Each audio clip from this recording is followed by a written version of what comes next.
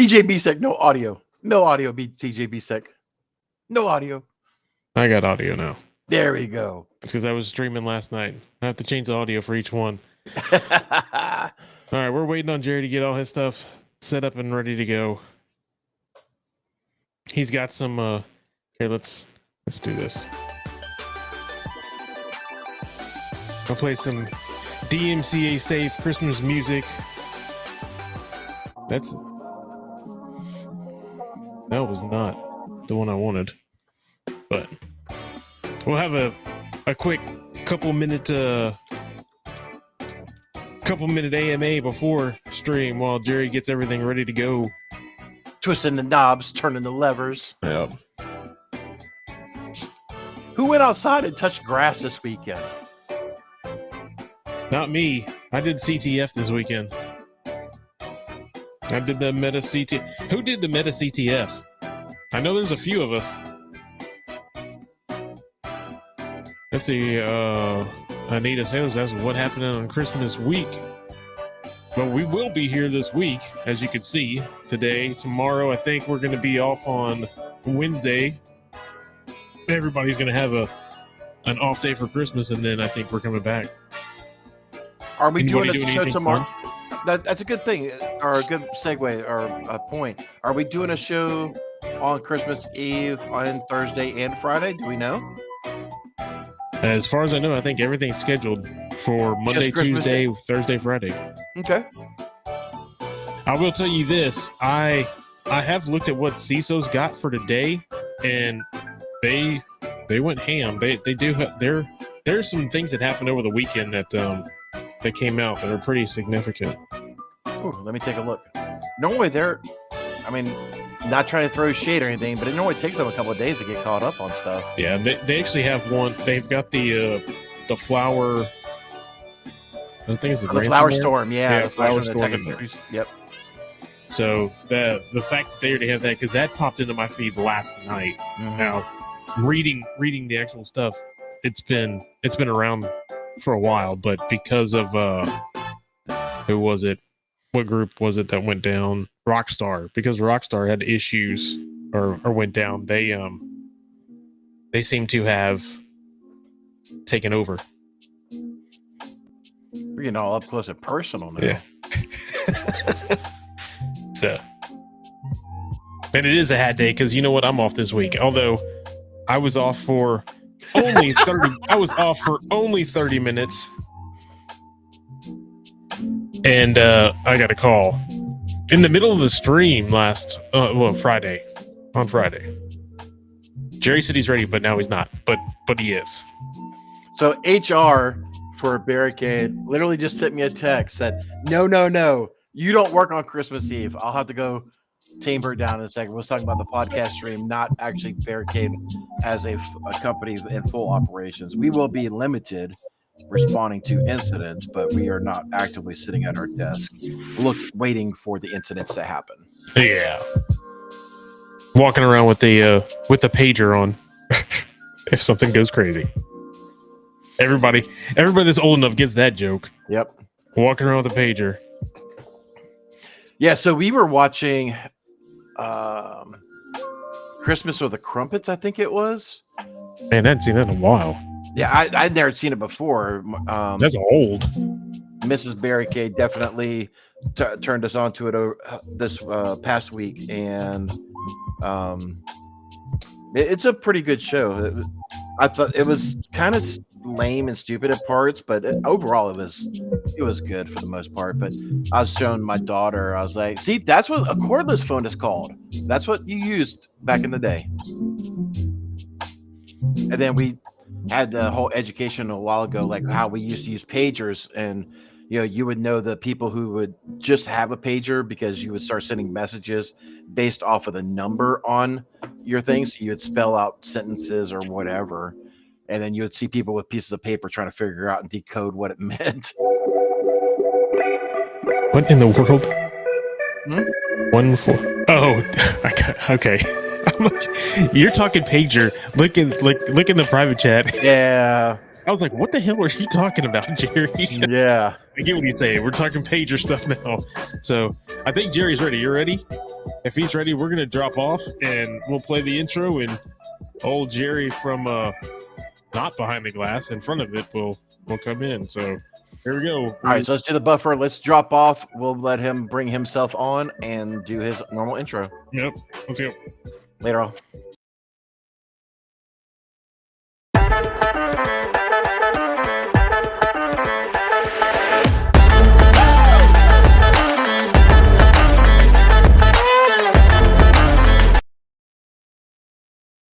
All right. Good morning, everybody. Welcome to the party. Today is Monday, December 23rd, 2024. This is your Simply Cyber Daily Cyber Threat Briefing podcast. I am your host, Dr. Gerald Auger, coming hot out of the bed. Guys, I'll tell you what, we are going to be shredding the top cybersecurity news stories of the day. I'll share a personal, it's a Monday, but I will share a little bit of why I'm wearing a hat and why I look like holy hell. We may not go full screen like this. Oh my God, stop that, Jerry. Wow, you do not want to see this in 1080p. Guys, we're going to be shredding the top cybersecurity news stories of the day. We are a community. We do have fun. But guess what? Even as Eric Taylor said in the little preamble pre-show banter, you know, the work doesn't stop. Threat actors don't give a damn if it's the holidays. In fact, they actually kind of like it because it's skeleton crews, people less to respond, not in the office exactly. So it's the work. We're going to get it done. We're going to have a great show for you, a great day. This is the show where we're going to be shredding the top cybersecurity news stories of the day alongside friends and community members like Semplis, Brian White, Augusta Delgado, Burnaby Rosario, Zemith, who is third place on this week's Meta CTF, FedEx, who is coming in strong, Deb and Grady, Dragos from Romania. I'm sure Ms. Julian and Kimberly can fix it. The mod team are all here. We got a great show for you guys. If you're here for the first time, drop a hashtag first timer in chat. Drop a hashtag first timer in chat. We love welcoming our first timers. Now, I want you to know, I really don't research or listen. I don't research or prep for any of these shows ever. And today, I definitely don't do it. It happens so we've been streaming for 5 years. We've been doing the show for 777 episodes in a row. So a few years to that. And I think I've only been late twice. Once was in Vegas. I'll just leave it at that. And the other one is today. I'll share jaw-jacking what happened and why my mindset's kind of crooked. But we got a great show for you guys. Before I get into it, I do want to say shout out and love. Whoa, hold on. I can't read that because it looks like it's in like Slavic or Cyrillic. But Mystery, I got that part. Mystery's a first-timer. So let's give a welcome to first-timer Mystery. Welcome to the party, pal, Mystery. Great to have you. Also, hey, really quick shout out to DJ Bisek and Eric Taylor for coming on, doing some pre-show banner, making sure that all of you are entertained and know that you're in the right place at that 8 a.m. kickoff time, guys. Really, really genuinely appreciate the support and the assist on that. Now, before I get into it, let me say shout out and love to the stream sponsors, starting with Barricade Cyber, who's got a special read this week right through Christmas. Come on. There it is. All right. So Barricade Cyber, as Eric mentioned, is working, but not, they got the pager on their hip and they'll respond to active incidents, but they're not coming in hot, checking email and stuff like that. And also their ad read's a little different too. So let's take a minute and talk about this. Eric knows that things are tight for a lot of people this time of year, so no pressure at all. However, as we get closer to Christmas time, which is this Wednesday, we can't help but think of all the kids at MUSC. All the kids at MUSC PC ICU floor. The place was Hunter's second home, and the staff are just simply amazing. Will you consider donating at least $5 to help make things a little brighter for the staff and families during this Christmas time? P.S. Barricade Cyber will match every dollar up to $20,000 that is donated. They got some special things coming up. Stay tuned to Barricade Cyber for more information and Eric Taylor's socials. But yeah, the Medical University of South Carolina's Pediatric Cardio Intensive Care Unit. Hunter spent a good deal of time there. The whole Taylor family spent a good bit of time there. They do good things, and it's really, really tough. for the staff there and for the families who are dealing with those struggles with their children. So if you can support them, go to hunterstrong.com to get more information on that. All right. Thank you. Also want to say, y'all, this show, whether we start at 8 a.m. or start at 8:05 a.m., we are bringing the heat. And another, what is that? Thra, the Dark Crystal? I've never read or watched The Dark Crystal, but I definitely just typed in Thra and got the wrong thing. Guys, also want to say shout out and thanks to Threat Locker. I'm actually going to be going to Zero Trust World in Orlando in February. So if you want to high five there, let me know. Let's get 30 seconds with Threat Locker. And when we come back, I'm going to tell you how this show solves all of your continuing professional education issues. Promise you. Let's go. I want to give some love to the Daily Cyber Threat Brief sponsor, Threat Locker. Do zero-day exploits and supply chain attacks keep you up at night? Well, worry no more. You can harden your security with Threat Locker. Worldwide, companies like JetBlue trust Threat Locker to secure their data and keep their business operations flying high. Threat Locker takes a deny-by-default approach to cybersecurity and provides a full audit of every action allowed or blocked for risk management and compliance. Onboarding and operation is fully supported by their US-based Cyber Heroes support team. Get a free 30-day trial and learn more about how Threat Locker can help prevent ransomware and ensure compliance. Yes, thank you, Threat Locker, and thank you, Barricade Cyber. We're also going to hear from Antisyphon at the mid-roll, but guys, check it out. We got another first-timer in chat for you guys to welcome. His name is Coffee Man. Coffee Man, welcome to the party, pal. Welcome to the party, pal. And if you know me for a minute, you know that I live on coffee. It's basically my go fuel to start a day. This is no coffee. I have no coffee right now. I literally woke up at 8 a.m. Hold on 1 second. Oh my God, thank you. I was just complaining about that. My beautiful, wonderful, amazing wife just brought me the biggest cup of coffee you could possibly have, short of it being a 5-gallon Joe bucket. I married up. My wife is amazing. Yay! Woo! Oh my God, so happy. So shout out to Coffee Man and shout out to Coffee Woman, my wife. Oh! Yay! All right, let's go. Let's go. All right, every single episode of the Daily Cyber Threat Brief is worth half a CPE. So say what's up in chat, grab a screenshot. It's easy as saying hi, hashtag Team SC, hashtag first timer, whatever you need. Hashtag get that coffee. Oh my God. Where's the coffee cup emote? Squad members, you know it. Oh, there it is. You get coffee. You get coffee. Oh my God. My wife just made, dude, you could buy me put a Lexus with a bow in the driveway, right? Like that, December to remember. That's fine. Bring me a cup of coffee when I'm desperate need. Oh, Santa got my letter. I love it. Yes, yes, yes.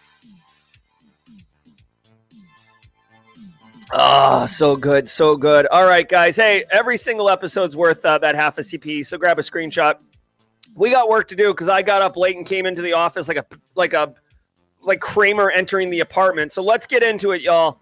Sit back, relax, and let's let the cool sounds of the hot news wash over all of us in an awesome wave. I will see you with an empty cup of coffee at the mid-roll. Let's go.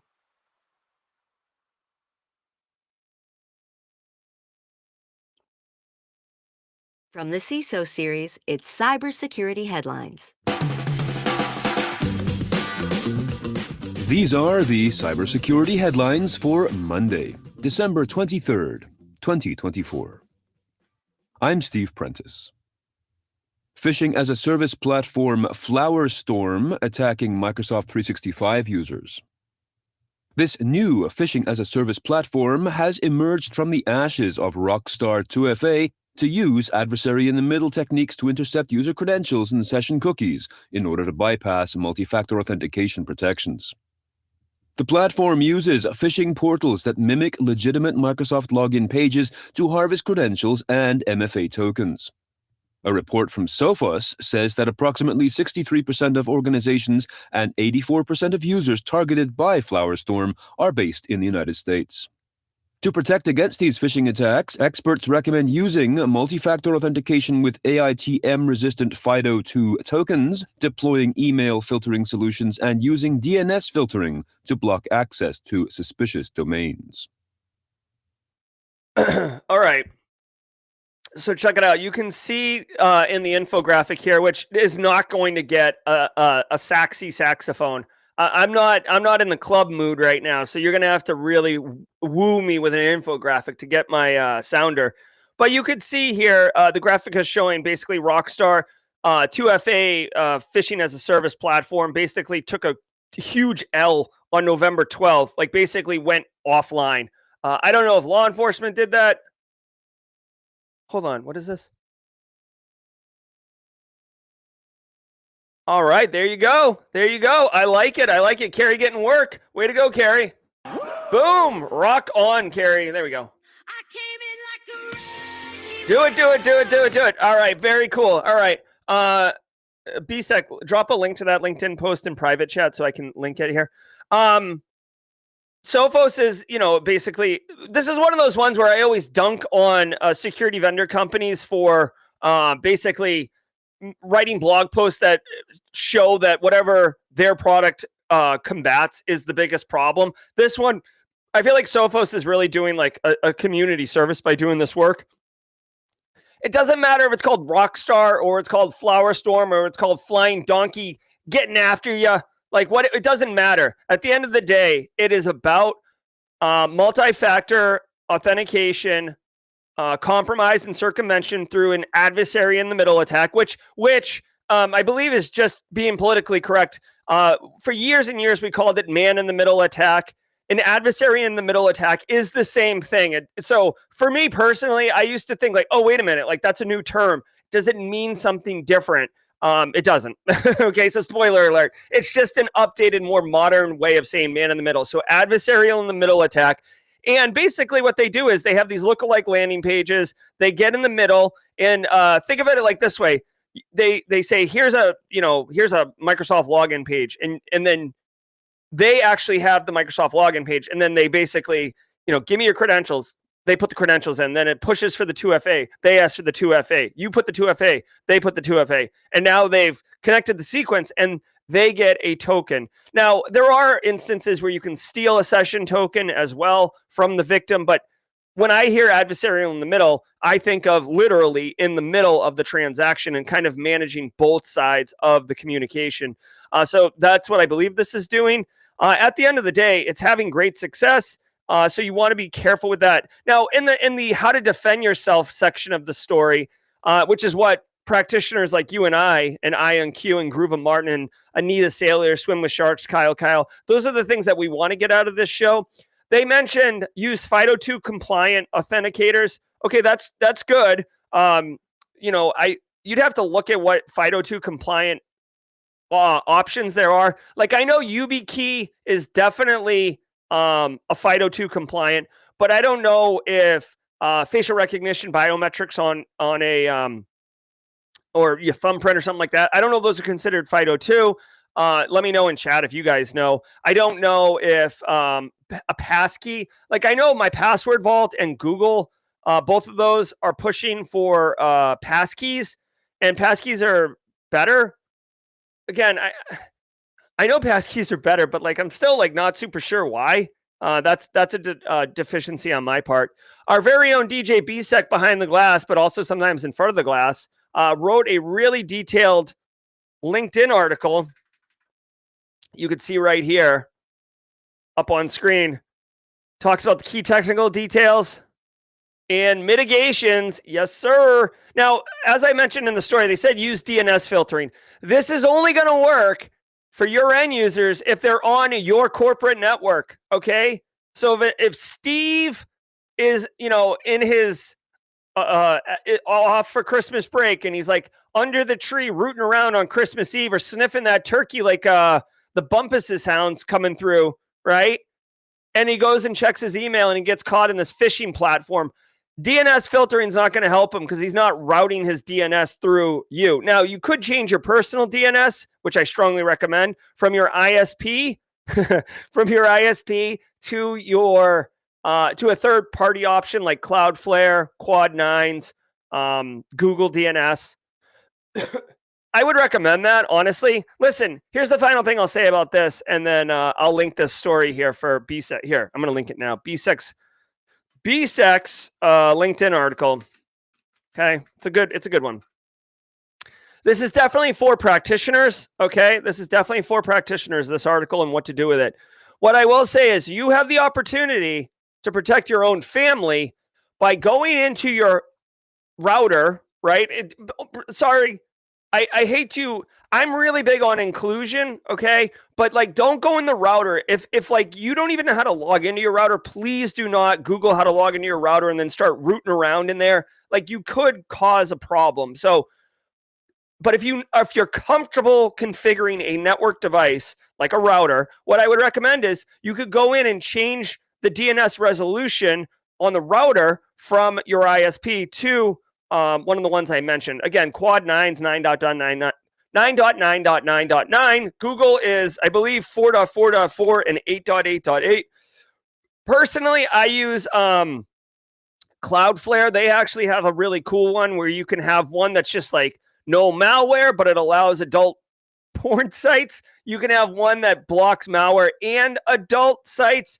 I have opted for the Cadillac of DNS resolvers, where you don't get malware and you don't get adult content. So, I have young kids, right? So, like, let's be real. I want to protect them. Okay. So it doesn't just have to be at work. Again, at work, you should be introducing some DNS filtering. If you're a business and you work in IT or InfoSec and you're using the ISP for DNS resolution, you might want to start there in 2025 for your resolutions. CISA adds Beyond Trust flaw to its known exploited vulnerabilities catalog. Following up on a story we covered last week and which we discussed on last Friday's episode of Cybersecurity Headlines Week in Review, the issue afflicting security company Beyond Trust has now been added to the CISA KEV catalog. According to the CISA advisory, quote, a critical vulnerability has been discovered in privileged remote access and remote support products, which can allow an unauthenticated attacker to inject commands that are run as a site user, end quote. This vulnerability carries a CVSS score of 9.8, and federal agencies must now fix it by December 27th. Oh my God. Enjoy the work over the weekend. Wah, wah, wah. Do I have what would be an appropriate? See, I don't have any negative sound effects. You gotta patch it. Actually, to the federal government workers who got notified that they have to patch this over the Christmas break. Ain't nobody got time for that. I love it. All right, so check it out. If you got the Bumpus's Hounds reference, shout out to all of you. DJ BSEC and ModChat dropped some great memes there. Love the Bumpus's Hounds. Love the Red Ryder shotgun, Red Ryder rifle. The whole story. Grew up on that. My dad, who's no longer with us, that was his favorite movie all time. You knew it was the Christmas season when that VHS tape got popped into the VCR. Gen Z, you'll have to Google those two terms.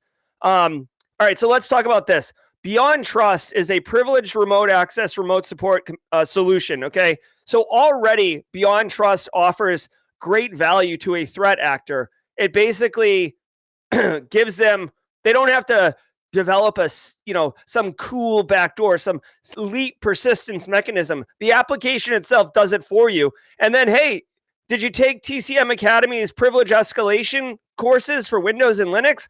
Don't worry, you didn't need to, because Beyond Trust, we've given it like system level privileges. So you don't even need that. You just get in here and get going. Now, the problem is, even with great power comes great responsibility, said Uncle Ben. And Beyond Trust, obviously, it's not their fault they had a software vulnerability, but now I'm dunking on them. But Beyond Trust didn't heed that warning. And now they have this command injection flaw, which basically allows a threat actor to weaponize it. Now, it's a remote access solution, which means in some instances, it's probably configured internet facing. Okay, I don't know what Beyond Trust's architecture looks like. So it might have to go through like a proxy host or a proxy server and then route down the way like TeamViewer and like Synology, Quick Connect and stuff work. But whatever it is, there's some internet facing aspect of this. Now, it is in the known exploited vulnerabilities catalog, which means CISA has seen it in the wild getting popped, which is not good. The CVSS score is 9.8, which to me, up until I, basically became clear, that's a Scientology joke. Okay, we don't talk politics or religion in here. I don't even know why I introduced that.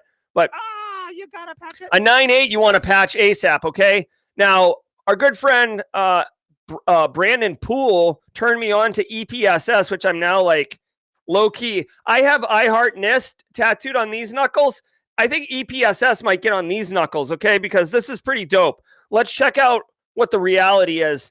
A 9.8 is liar, liar, pants on fire. You got to go. But also, with the EPSS score, you can check how bad it really is. And of course, DJ BSEC has a cool Python script that he's got going. We're going to do it the old-fashioned way here. All right. This is actually a pretty high. This is pretty high, right? Am I reading this correctly? I think I'm reading this correctly, right? Oh no, 0.0085. Okay, so you have a 1/100th of a percent of a chance of getting hit by this. Is that how I'm reading this? 1/100th? Or yeah, okay, so you have less than 1% chance of getting hit by this, according to EPSS. Now that takes into account, I believe, the scale of Beyond Trust's implementation alongside what threat actor exploitation is occurring. So it's not 85% chance. We're going to have to get Brandon Poole to do another counsel on this one. It's not times it by 100. Right? Hold on. I'm not stupid here, right? 0.85 times 100. Is that 85% or is it 0.0085? Yeah, it's 85%. That's what I thought. Because this is important. There's a big difference between 85% chance or 0.0085. Yeah, there's a huge chance of this. Okay, so this is what I thought. This is why it matters, because if it's less than 1%, I would tell you to close your laptop and worry about Beyond Trust in 2025. Now that we're doing the math right, what I would encourage you to do is go get your spare pair of brown pants, put them on, and then go fix this. You gotta patch it. Yeah, I thought so. This is gross. This is really bad. Okay, this is really bad. Also, can I just point out really quickly? Now I'm being an absolute GRC academic nerd. Score of 9.8, but it's being known exploited. That should be a 10.0. NIST NVD. It should be a 10.0. You score. It's wrong. You busted. You are so dumb. You are really dumb. For real. Remember, the score 9.8 is typically reserved for remote code execution, unauthenticated exploitation, and then they bump it up to a 10 when known exploitation is occurring. This has an 85% chance of being hit in your environment. You should absolutely, if you're running Beyond Trust, you absolutely need to either take it down or patch it, or in the interim, put some type of like additional controls in place, whatever you need to do. It seems like there's a high, there's a very high, you have a better chance of getting hit by this than winning on roulette. You know what I'm saying? So no wonder CISA ordered them. Dude, you literally have, when was this story released? Hold on. When was this story released? December 20th. CISA gave a week to fix this. Dude, a week? A week during Christmas week. Yeah. So Casually Joseph elegantly put it. Stop the stream. Get to patching. You might need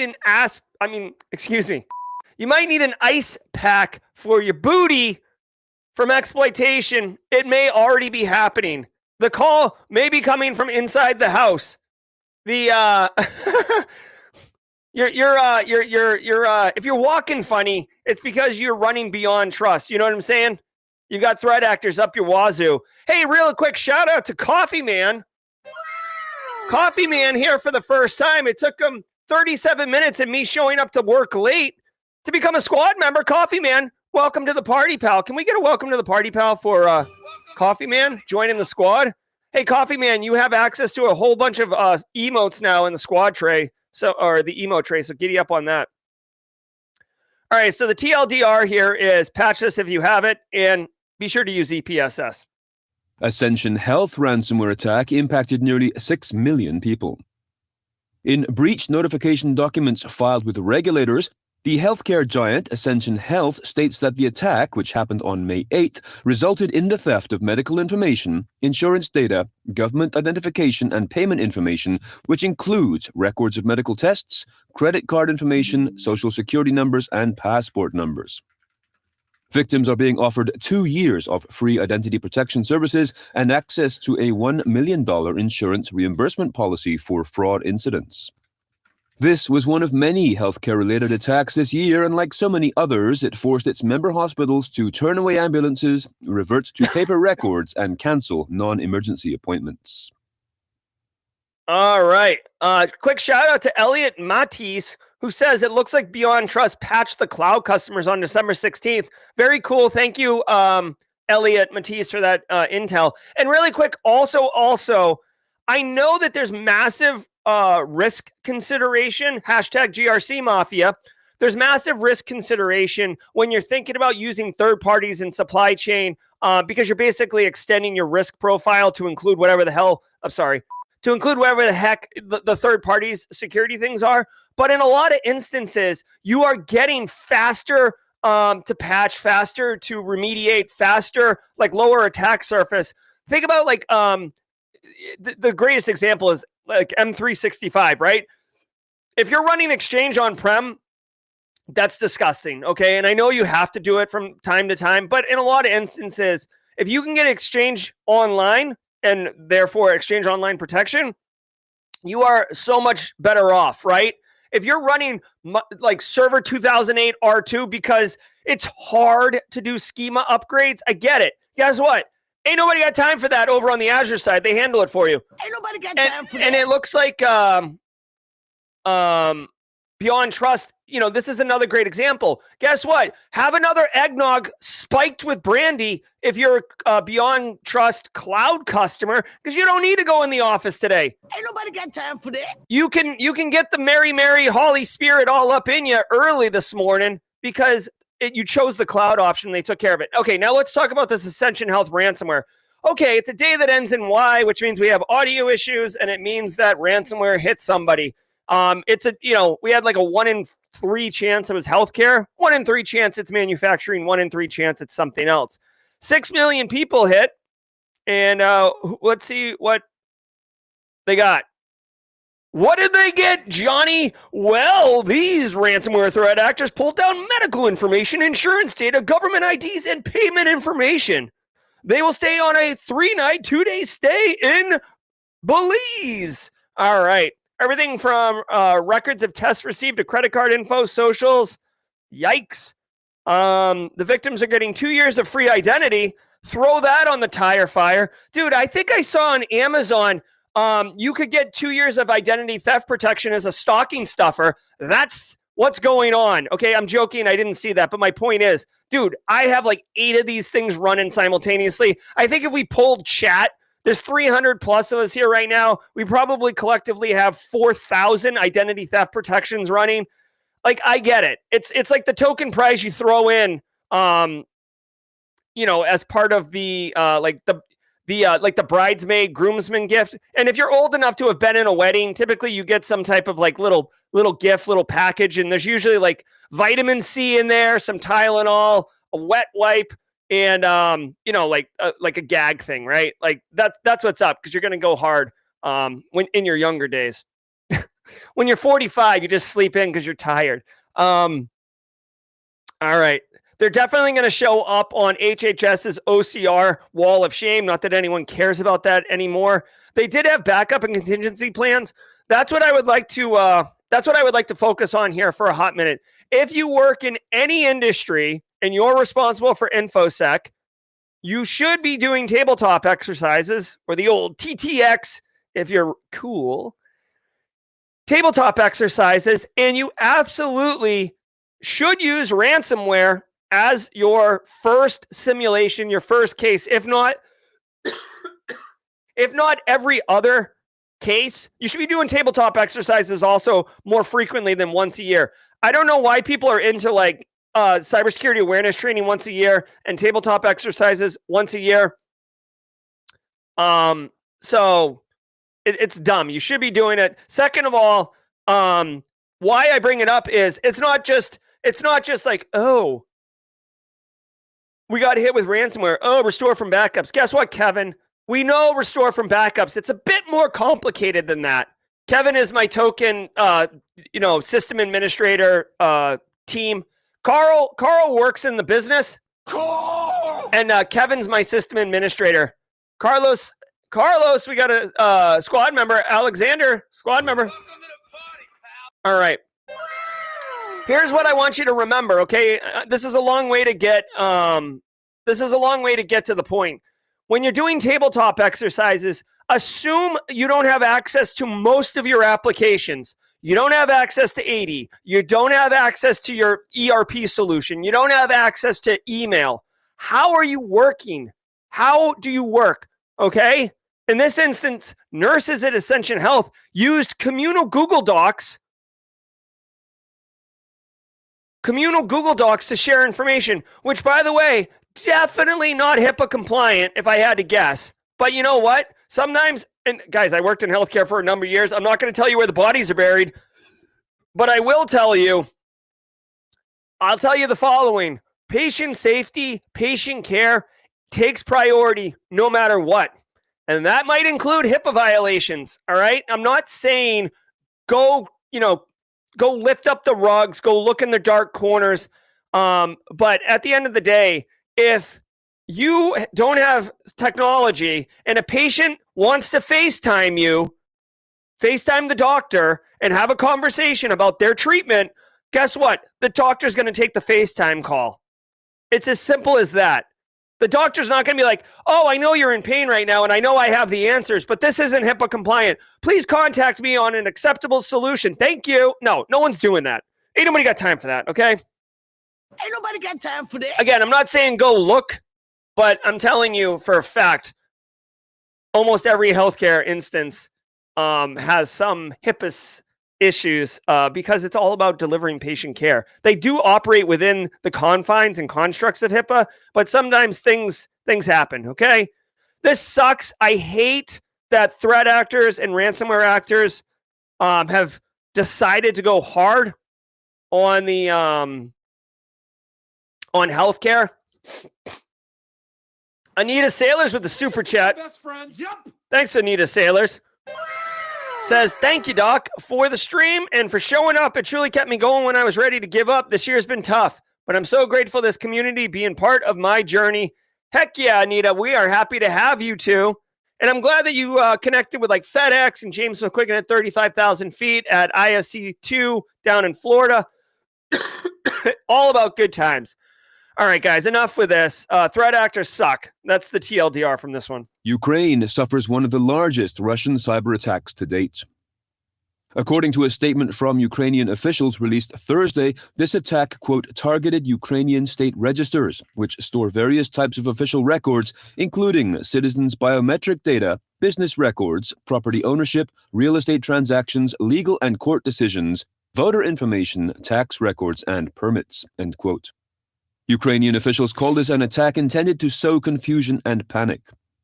The pro-Russian group Zaknet, that is spelled Xaknet, claimed responsibility through their Telegram channel. It said their hackers, quote, managed to infiltrate the infrastructure of the Ministry of Justice through a contractor that runs the registers, specifically the State Enterprise National Information Systems, NAIS, end quote. All right. Did you hear him? They said it.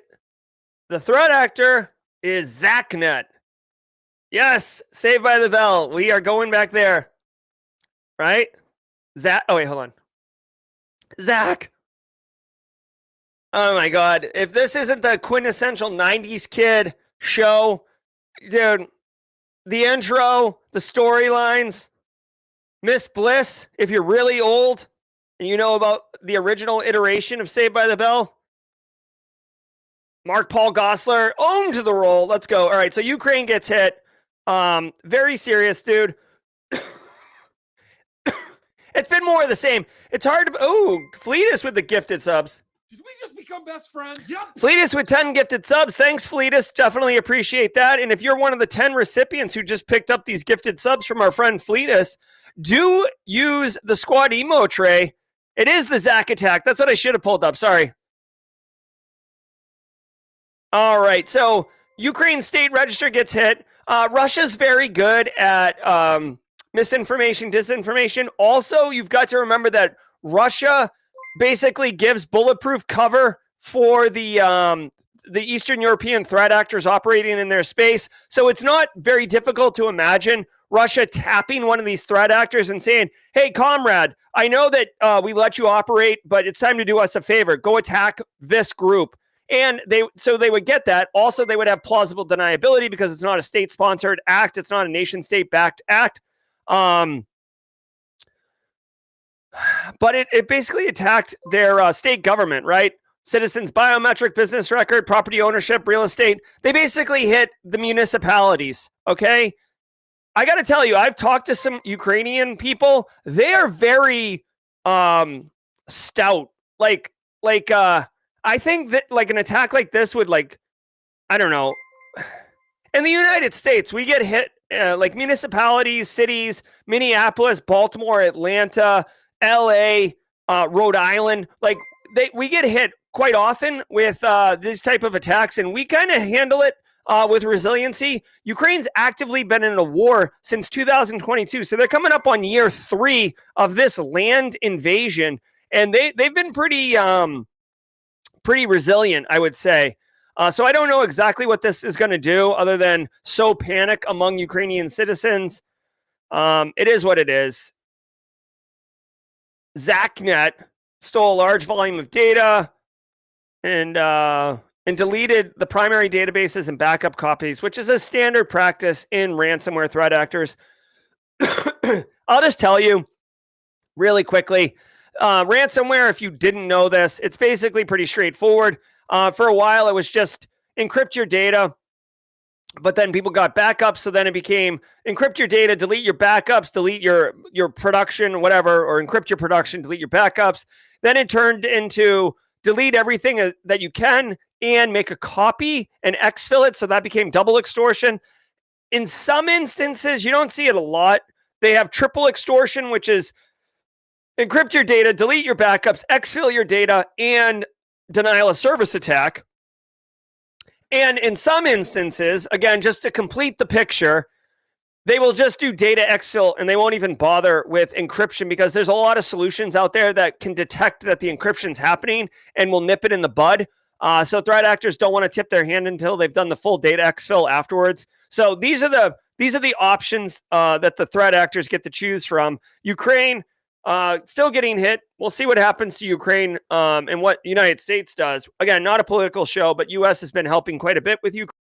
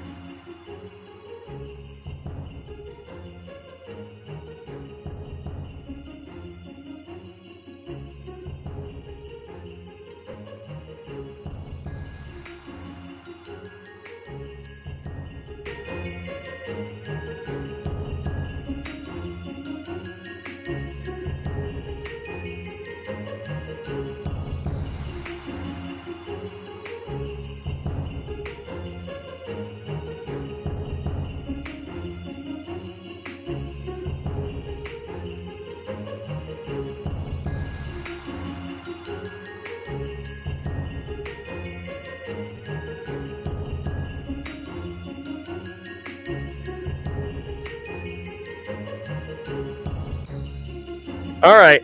Check. Check. 1, 2. What is it? The 5-foot assassin with the roughneck business. All right, here we go.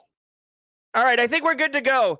I don't know what just happened. That was a hot mess express. Basically, my Go XLR crapped out. My Restream app crapped out. It's one of those days. It looks like Scrooge, the ghost of audio past, has gotten into me. Yeah, thank you, Andrew R. Definitely the problem. Yes, this setup is ready for the holidays. Let's go to the mid-roll, y'all. Thanks to today's episode sponsor, ThreatLocker. Do zero-day exploits and supply chain attacks keep you up at night? Well, worry no more. You can harden your security with ThreatLocker. ThreatLocker helps you take a proactive, default-deny approach to cybersecurity and provides a full audit of every action, allowed or blocked, for risk management and compliance. Onboarding and operation are fully supported by their US-based support team. To learn more about how ThreatLocker can help keep your organization running efficiently and protected from ransomware, visit threatlocker.com. That is ThreatLocker.com. All right, let's go mid-roll.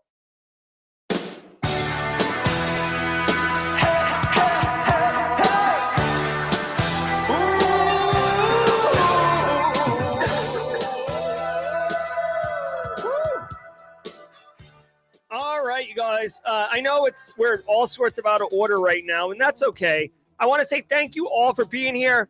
To the 318 people, Coffee Man, guys, here's the reality. You know it. I know it. Some days the stream just doesn't work right. And guess what? That's real. Reality's reality. And all of us work in reality. All of us know that it looks pretty in the marketing deck. And the sales guy's like, oh, you just click these 2 buttons and you're off and running. And then when reality strikes, guess what? It's a little bit more complicated than that. So I appreciate all of you sticking with us, being supportive. Shout out again to the mod team. It takes a village, guys. I couldn't do it on my own, I promise you. Let me do... Oh, I can't do that. Hold on 1 second. All right, let's keep going, guys. I want to give a quick shout out to the stream sponsors, Barricade Cyber, ThreatLocker, Antisyphon. Let's go, Antisyphon. Do a quick little ad read with them, and then I'm going to tell you who our Simply Cyber Community Member of the Week is. I think he's in chat. All of you know him. Let's go, Antisyphon. Do you want cutting-edge, high-quality cybersecurity education, regardless of financial position? Check this out. I want to give some love and some praise to Antisyphon Training, powered by Black Hills Information Security. Antisyphon Training is absolutely disrupting the traditional cybersecurity training industry by providing high-quality, cutting-edge education to everyone, regardless of financial position. They bring industry professionals with years and years of experience into the classroom to teach you and anyone else who's interested practical skills that are in demand in the market today. And on top of that, the student experience is amazing, as you and hundreds or thousands in some instances of other students are actively engaging, networking, sharing tips, tricks, and experiences with each other, all live in the classroom. Go to antisyphontraining.com, check out their course calendar to see what course. All right, thank you, Antisyphon. Thank you, all of you. Guys, we got the on Mondays, normally at the mid-roll, when we do the show correctly, we do the Simply Cyber Community Member of the Week. Guys, the Simply Cyber Community of the Week is presented by ThreatLocker, who takes a deny-by-default approach to application security, just like it takes a village to build Simply Cyber. The winner, the Simply Cyber Recognized Community of the Member of the Week, does get a $100 Amazon gift card. Compliments of ThreatLocker. They sponsor this weekly segment, and I pass the money on to the community member. And this week's member, I didn't have it pulled up. I'm going to pull it up right now.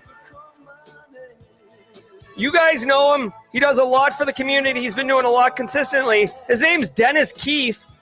Where's Dennis Keefe? Dennis, where's Dennis Keefe? Come on. Hold on. Dennis Keefe. There he is. Dennis Keefe, get in here.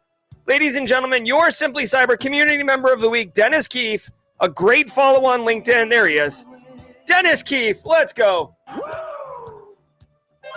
So Dennis Keefe, please connect with me. I know you're already in DMs. Connect with me, Dennis, and let me get you that $100 Amazon gift card. And everybody, let's get our la-la-la-las on. Alpha Sierra, lead us off if you would.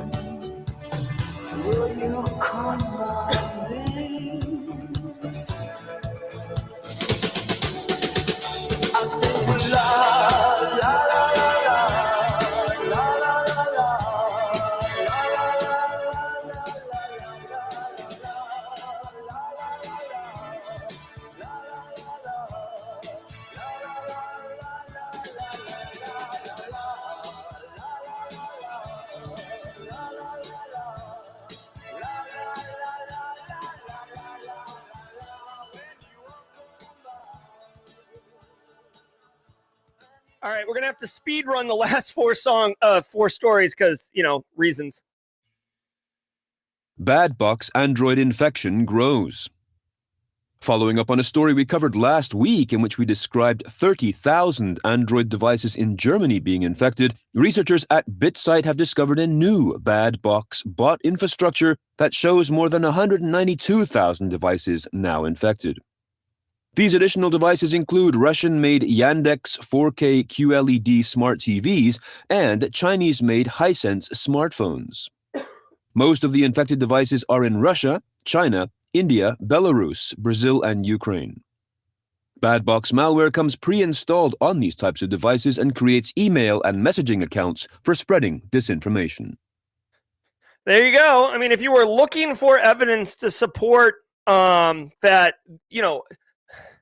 basically the United States is like putting all sorts of restrictions on foreign technologies, right? Oh, they're going to ban TikTok. We're going to ban Kaspersky antivirus. We're going to the TP-Link routers are all, all up in your business as far as they're basically pre-infected. Here's some evidence to support just that. Android devices coming in Yandex smart TVs and Hisense smartphones. So these are primarily in Russia, but guys, if you did your Christmas shopping this year and you bought a 85-inch Yandex smart TV, you may have bought some malware too. Hisense, I know Jason Tatum advertises for Hisense TVs. If you got a smartphone, you might have got some bad box malware. Very easy to, not easy, but you could check to see if you have this malware by setting up network sniffing, basically, if you want to get into that. I would just be mindful of that, guys. Sometimes if a deal's too good to be true, it is. You could see here, cause log Diddy, not Diddy, but DYDY, okay? URL is a domain name used in malicious C2 infrastructure. Again, you can block this domain name, but changing domain names is like changing your underwear. It's really not that difficult.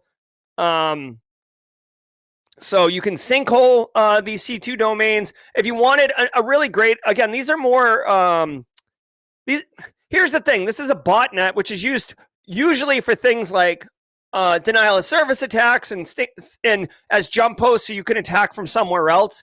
This is less like a persistence mechanism in your environment that threat actors are going to jump into and exploit. But it is possible that you have a TV in the conference room that's on the same network. So here's a couple best practices for everybody regarding pre-infected technology that comes with malware, botnets, and persistence mechanisms. Okay.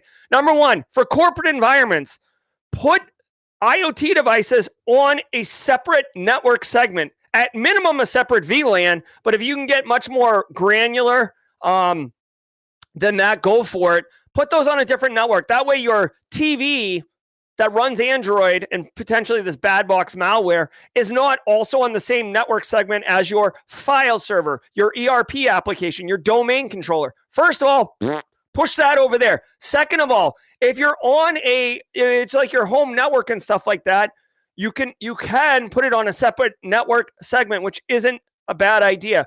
Also, you can start looking at network traffic. So in a corporate environment, you might have something called Palo Alto has, I believe it's called, Wildfire. Other solutions have this, but basically it is a dynamically updated list of known malicious domain names that dynamically update your firewall to block these things. I actually did a collaboration with a company called, I think, CrowdSec.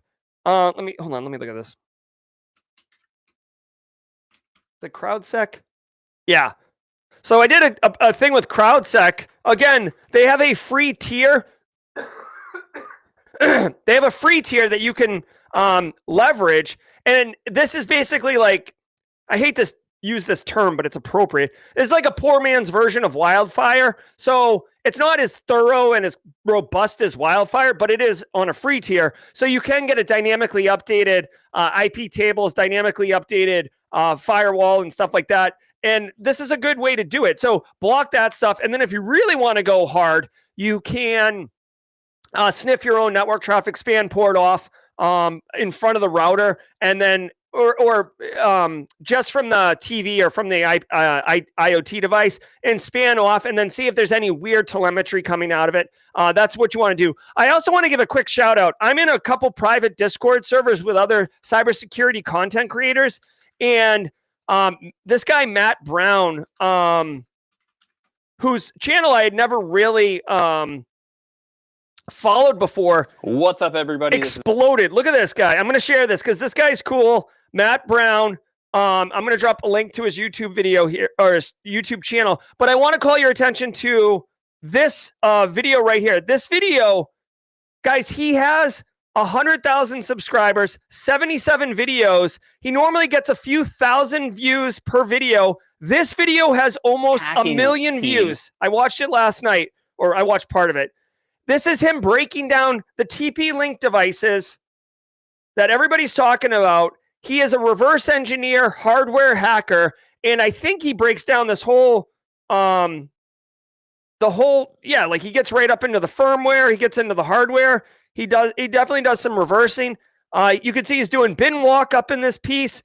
This is cool. This is a wonderful experience for a nice, tightly compartmentalized breakdown on the TP-Link router that is potentially being threatened to stop being sold in the United States. Is it really a threat? I don't know. Matt Brown goes through it in this video. I'm going to share a link to this. This is likely some great viewing for you. Here we go.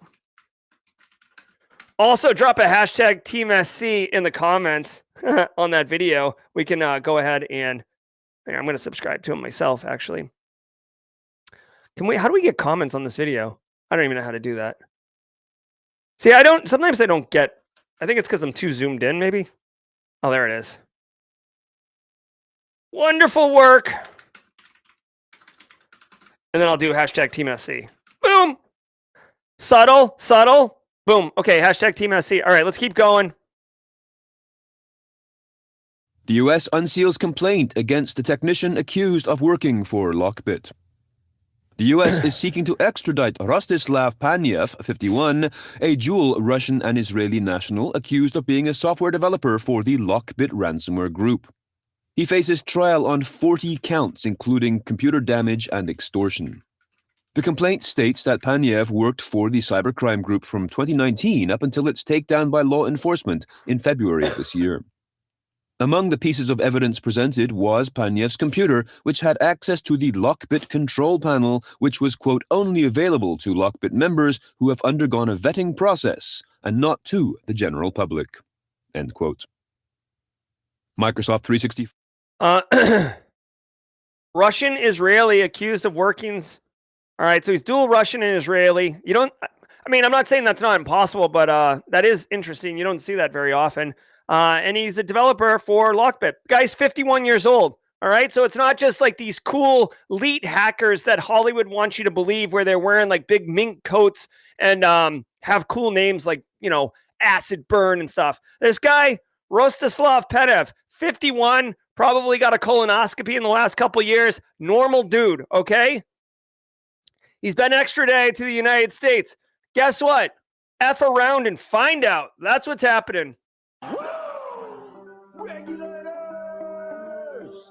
mount up. All right, so dude, Operation Kronos was the international law enforcement coordination mission to take down Lockbit, which they were successful for. And Lockbit Sup is the guy who kind of like runs it, but he definitely had essentially like a mod team underneath him helping. And this Paniev guy got into it. Law enforcement definitely got all the servers, all the data, all the things. And they definitely figured out who this guy was. This guy was operating for 5 years. That was his full-time job. I guarantee you. He was definitely running this thing, probably making bank.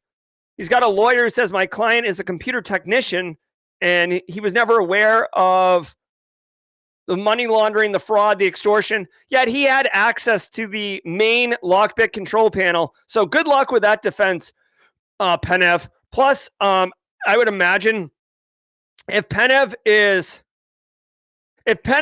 a computer technician and he's driving a Bugatti, my youngest son's favorite car name to say, he's driving a Bugatti, he's got a yacht. Guess what? Computer technicians, I don't care how good you are, we're not whipping around in gold Benzes. You know what I mean? We're not wearing gator boots with a Gucci suit. No, we're not. So this guy's going to have to explain some stuff. He was paid 10 grand in cryptocurrency on a monthly basis, just like everybody else does, right? So he does seem like he was actually not directly related to ransomwaring people, but actually more into basically IT support, right? Equal opportunity guy.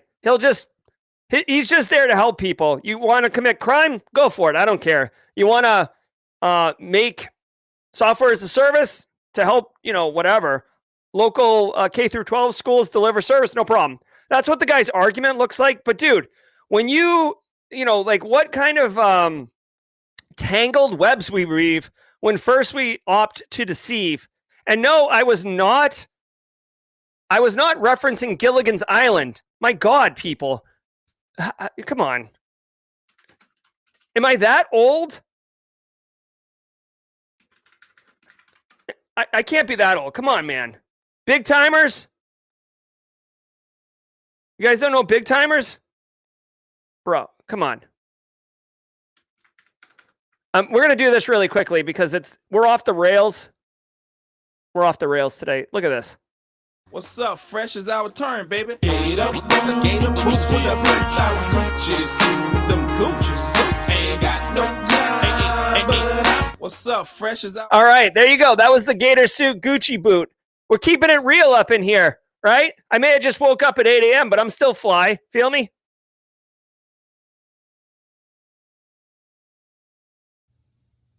Microsoft 365 users hit by random product deactivation errors. Another story from Microsoft 365, the company is looking into an issue in which customers using Microsoft 365 Office apps are encountering product deactivated errors. Specifically, these are occurring when, quote, moving users between licensing groups, including Azure Active Directory groups or synced on-premises security groups, or switching user subscriptions, such as changing from an Office 365 E3 license to a Microsoft 365 E3 license. Affected users should be able to click the Reactivate button on the error banner and sign in when prompted. Or they can sign out of all Microsoft 365 apps, close them, and restart them before signing back in. All right, here's the deal. Be mindful of this product deactivation thing. You may want to send a message out to your end user community. You definitely should make your help desk or support desk aware of this issue. For the most part, you're not going to have to deal with any of this crap. The only time that you personally, Luke Canfield, Cyber Pappy, Kimberly Can Fix It, Tech Ricky, the only way that you're really going to have to deal with this hemorrhoid this week during the holiday season is if an executive logs into something and they get a product deactivation error, because they're going to spend like 1 second looking at it and they're going to be like, Ain't nobody got time for that. Teams message, Slack message, Discord message. Dear DJ BSEC, what is this? Insert screenshot, make it go away. That's the only time you're going to have to deal with it. Otherwise, people are just going to like reboot their computer and try to figure it out. Jazzy Jazz can't pay rent. This is all my money spent. That's right. That's right. We know what's up. All right. TLDR, like this sucks, but Microsoft 365 is a wicked complicated environment. Just be mindful of this and make your support desk aware. And hackers stole $1.3 billion of crypto in 2024. There you go, North Korea. According to a report from research firm Chainalysis, this number is more than double last year's haul for the country. This amount also represents 59% of all the crypto stolen this year, which also has increased 21% over 2023, although still below the levels recorded in the 2 prior years. The majority of crypto stolen this year was due to compromised private keys, which are used to control access to users' assets on crypto platforms. All right, so Jay Crypto's in chat. Jay Crypto, our resident crypto expert, who's also driving around in a 3 Series Beamer because of all his crypto wins. Tried to convince his family to get in on the Bitcoin train early. They called him a joker. Look who's laughing now. Okay, so honestly, some of you are newcomers, like come on, DJ BSEC. He's not got that 7 Series money. So check it out. If you don't know me, I know Coffee Man, you're relatively new. I think crypto is a complete scam. I think the entire NFT crypto space is ridiculous. I know people buy into it, and I'm not here to fight you. But it is what it is. Now, North Korea, who's basically main import and GDP is based on theft and financial crime, went hard this year and hit that $1.3 billion of crypto. Kim Jong-un, the supreme leader, probably going to give them an extra bonus this year, maybe some extra rations or something. North Korea has been stealing crypto for years. Go watch the Bangladeshi bank heist, where they attempted to steal $1 billion. They almost succeeded. It was actually a typo that tripped them up. But they did steal $81 million. That's a fascinating bank heist story. I'm surprised they haven't made a movie about it, honestly. But they doubled their revenue. Now, remember, two things. One, they talk about Chainalysis doing the research. Chainalysis is the OG crypto blockchain law enforcement, follow the money financial forensic investigators. Also, speaking of forensic financial investigators, shout out to Jim Lund in chat. Jim Lund, who gave a gifted sub a little while ago, and I didn't catch it. I'm sorry, Jim. Thank you for the gifted sub. Did we just become best friends? Yep. Chainalysis, excellent company, does that research so you could see the blockchain is forever. The ledger is immutable. It is a thing. If you're interested in learning more about cyber crime regarding crypto and how to follow it, this book right here, Tracers in the Dark, phenomenal resource. 2 different stories in here that cover, one of them is when Chainalysis got started, and the other one's where Chainalysis came in and helped take down Alphabet out of Thailand. Okay, I just dropped a link in that. Definitely check out that book. That book is phenomenal. You may want to skip the last chapter because it gets into CSAM material, which is really, really disturbing. But crypto, if you're running crypto, if you're into crypto and you're flipping with your wallet, North Korea could steal it. The holiday season and the new year circling all around us. This is Woo! We got through it. Let's go.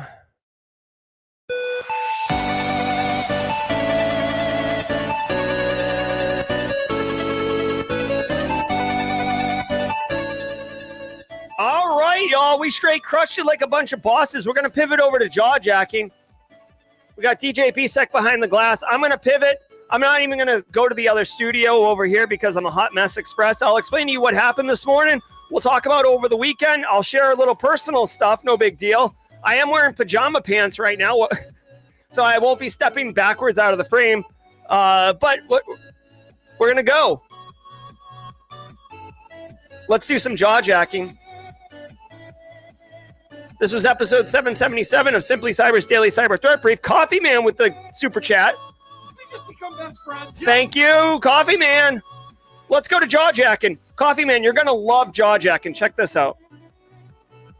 Ever wonder what it takes to break into cybersecurity? Join us every weekday for Jaw Jacking, where industry experts answer your burning questions about the cybersecurity field. Live, unfiltered, and totally free. Let's level up together. It's time for some jaw jacking.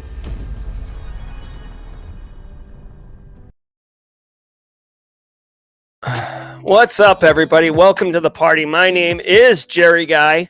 Coming hot off the heels of the Daily Cyber Threat Brief, I want to extend, again, sincere gratitude and appreciation to DJ BSEC and Eric Taylor for starting the show, for the mod team for continuing to support the show, for all of you for sticking around. Let's talk about the elephant in the room. So, listen, really quickly. You guys know I show up all the time, right? And I never miss an episode unless I have to, and then I always coordinate some type of cover. Well, I had to go to Atlanta on Thursday. I worked in Atlanta on Friday. I came back Saturday. I've been traveling a lot. It's been hard. The family is super supportive, my wife and 2 children, but it's hard. When I came home Saturday morning, it was like 11 a.m. in the morning. I walked in the door. My kids swarmed me, hugs. The dogs were jumping up. My wife came around the corner, gave me a great big hug. I literally felt like I was home for the holidays. It's been a really hard, but I'm not complaining. It's just been a demanding 2024. It's been hard. And we hung out, we played, we did all sorts of fun things Saturday night. Sunday, watched football. I got, like, not even a Christmas present, just for fun. I got one of the, like, a racing steering wheel for the Xbox and set that up, and we were playing. Like, we had a great time. I literally felt relief. Guys, you may not know this, but, like, I've been dealing, like, with low-key burnout for a couple months now, and I'm managing it, but don't like, I'm not asking for, like, sympathy or like feel bad for me. I'm just telling you the reality. And I really felt like, relax. And this morning I set my alarm for 6 a.m. because I get up and drive my oldest to school in the morning, and he doesn't have school this week. So, like, in my mind, when the alarm was set, I was like, oh, I don't have to get up and take him to school. And I hit snooze, and it just completely, I don't know. I felt like I was on vacation. I don't know. And I woke up at 8 a.m. on the dot and was like, holy crap, I have a show to do. Holy crap. So this is me coming in super hot. Again, that's the reality. That's why I was late for work this morning. It's not an excuse. It's just an explanation. I apologize. I serve this community. I serve all of you. I take it as a great privilege and an honor to be able to do this show and to serve this community. And I just made a mistake. So please grant me some grace. Let's move into jaw jacking. Do drop your questions in chat. I will bring them on stage and answer them to the best of my ability. Let's go. Bearded Ruckus. Hey, Jerry, just wanted to say thanks for all you do in the community. By establishing friendships in the community, I managed to get my first role as a stock analyst locally starting in January. Bearded Ruckus. I came in like a oh, yeah. Hell yeah. My man, Bearded Ruckus, bringing the pain. I came to bring the pain hardcore to the brain. What's inside my astral plane? You know what we're going to do? We're going hard. Let's do this really quickly for Bearded Ruckus. It feels appropriate. Obviously, I'm going to play as little as possible because there's all sorts of bad words in here. But this is... Basically. I came to bring the pain hardcore from the brain. Let's go inside my astral plane. All right, that was Method Man from the Tikal album, Bring the Pain, and that's what Bearded Ruckus is doing, no doubt, in his job, starting locally in January. Good job, man. Super pumped for you. Let's keep going. I'll be looking for questions. BSEC, are you pinning... Jesus Christ. Are you pinning comments, or should I... Here, let me look. We do have pinned comments, so let me bring those. Oh my God, Jerry. Let me bring on some, here we go. Phil Stafford, we got you, Jerry. Simply, oh shit, today's, hold on one second. I gotta take the friggin' trash to the curb.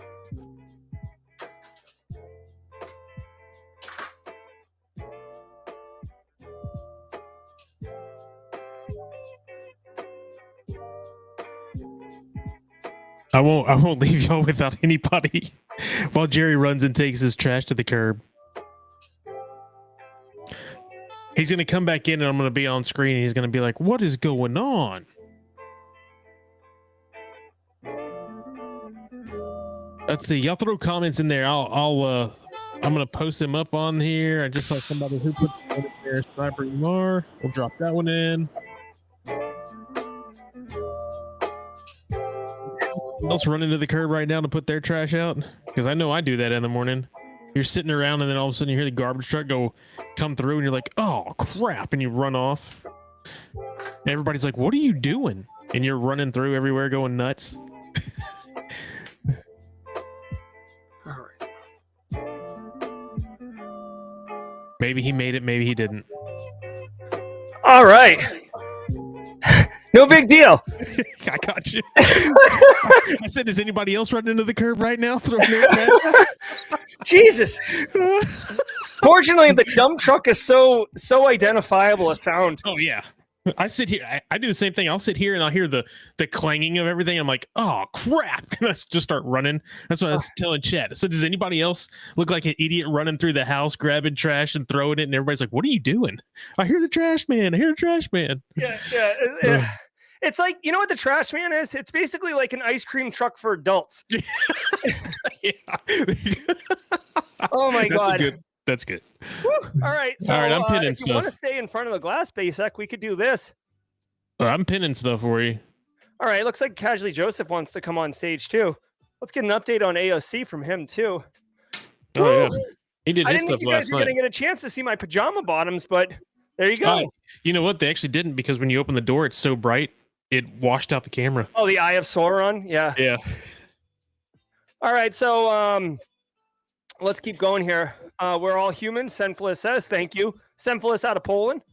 SC Cole 07. I'm on my way to interview for an IA analyst role about an hour from the house. Any tips for negotiating hybrid? Well, hold on. Let's bring on Casually Joseph. Good morning, Casually Joseph. What's going on? Oh, I'm all the way over here. Good to see you. Look at you. Like regular streamer up in this piece. I love it. Ooh, and a hacker shirt. Yeah. All right, so check it out. Oh, I like it. So let's check this out. SC Cole says tips for arguing or negotiating hybrid. What I would say is, so Jesse Johnson's got a similar situation here.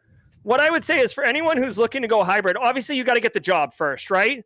Yeah. But you might want to say, hey, you know, what is the long-term, you want to position it correctly, but like, what's the long-term viability of doing, don't just say like, oh, like fully remote. You could say things like, what's the long-term viability of like, work from home on Fridays, or work from, you know, don't say like work from home every day. Just kind of like work from home Fridays or Mondays and Fridays, or what days of the week do we have to come in? Does anyone else in the company work remote? Like, I'm just trying to be real. I can do my job hyper effectively, remote or on-prem. I understand that you guys want to get to know me and it wouldn't be immediate, but like, do you guys have a policy that's like firm, like return to office, no movement? That's what I would say. Thoughts, you guys? I mean, you work remotely, Joseph, of course. Yeah, I was going to say, I'm fully remote. So, I mean, I never had a position where I had to either to like negotiate hybrid days, because this is like the first job that I had that I could have possibly worked from home. But that is definitely, I remember when I was talking to Jesse about it, I'm like, maybe just start with a day, right? Just see if you can get a day. All right. And BSEC, you're a hiring manager. Like, talk about it. I mean, do you have people asking you as a hiring manager about remote, about hybrid, about any of that? And how would you feel? How would you feel like if you were like, oh, I like this candidate, this guy, this lady, they've got it, and then they bring up remote work? How does that make you feel? Depends on what the job is. If the job is able to be done remotely, then yeah. But if it's not, like, so we hired for a help desk position. Help desk can be remote, but for our position, it's help desk / desktop. So there's times where you have to be in the office. You've got to go in and do stuff. You got to go meet somebody. So when we hire for that position, what we do is we say, hey, it's like 90 to 95% remote. Most of the stuff you're going to be able to do remote, but there is still going to be, you're going to have to come to the office every now and again. But we make that clear up front, like whether there's going to be a remote or not remote. Yeah. So there you go, SC Cole. Hopefully that helps you, and I hope you get the job. In fact, you know, you might even, honestly, depending on your situation, it might not be bad to get all the way to the offer letter, right? And then let's just say they're offering you $80,000. Okay. This is more of an advanced technique, but it just occurred to me. Say they offer you 80 grand and you can make a case that the job is actually 85 grand, like the bell curve median or whatever, right? You can make an argument. You could go back to them and say, hey, listen, you know, this compensation package is a little lower than I thought. Instead of asking for more money, though, one of the things that's really valuable to me is not having 2 hours of commute time a day.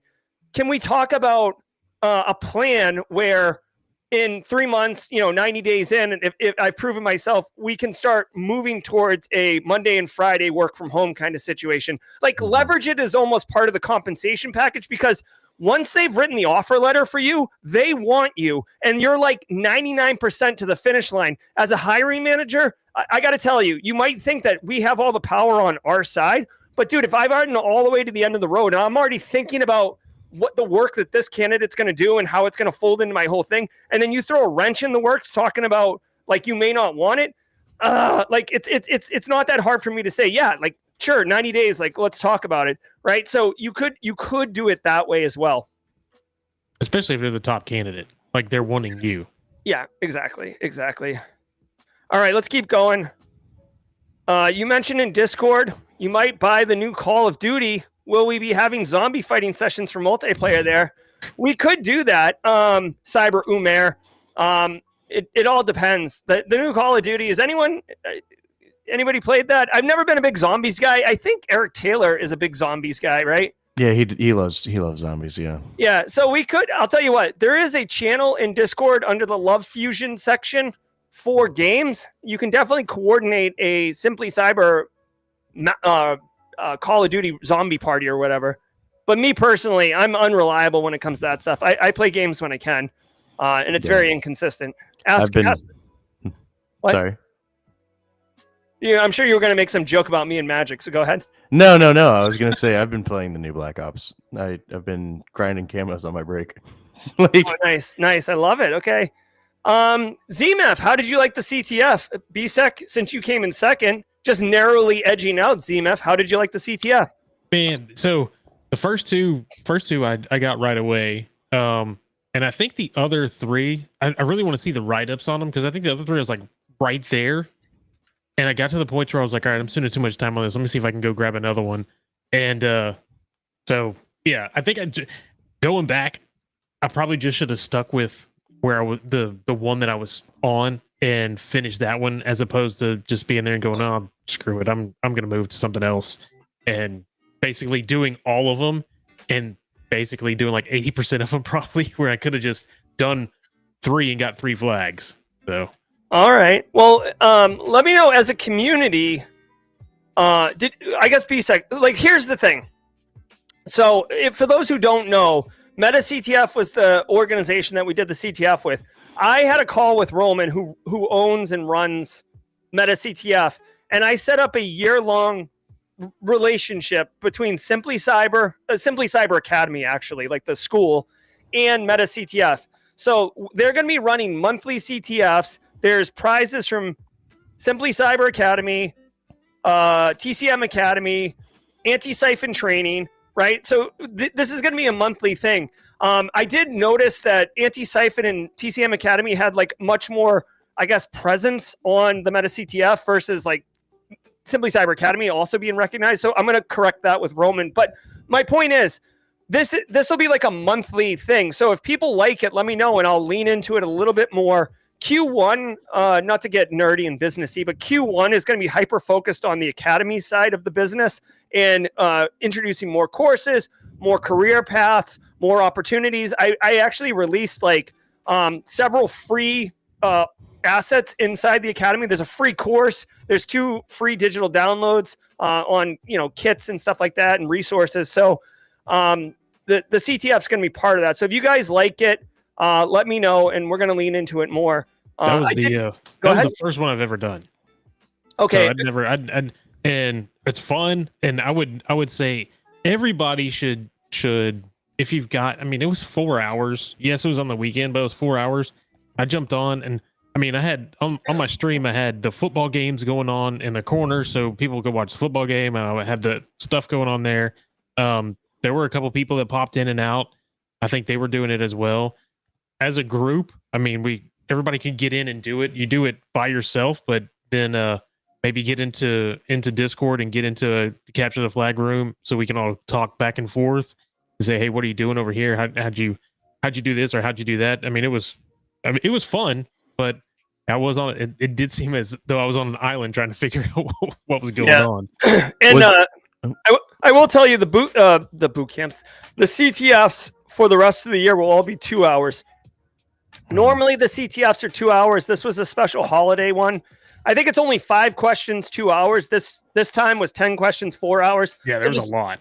Just to set expectations for everybody. Plus, it's important to note that Meta CTF intentionally makes the first 2 questions very easy because they want people to experience the wins and understand the flow of a CTF.